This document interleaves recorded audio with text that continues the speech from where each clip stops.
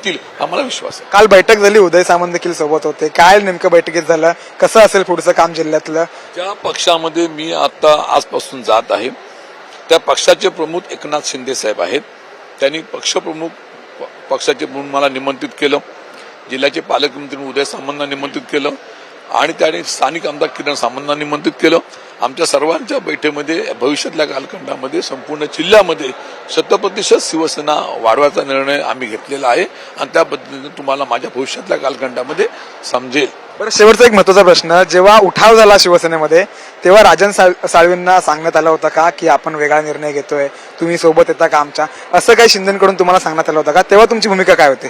बघा, त्या 2.5 वर्षापूर्वी एकनाथ शिंदे आपल्यासोबत आमदार घेऊन त्यांनी वेगळा गट निर्माण केला. त्या काळामध्ये सुद्धा त्या वेळेचे ते निर्णय असतात आणि त्यावेळेला वंदनीय शिवसेना प्रमुख बाळासाहेब ठाकरे आणि शिवसेना पक्ष उद्धव ठाकरे साहेबांच्या सोबत आपण राहिलं पाहिजे अशा तऱ्हेची माझ्या सहकार्यांची भूमिका होती.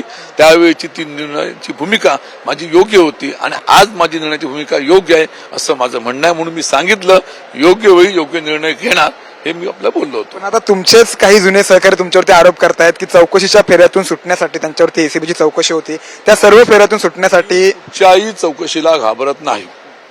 अँटी करप्शनची चौकशी लागली, घरी आले, पाहिलं, त्यात त्यांना काय मिळालं? निष्ठा मिळाली.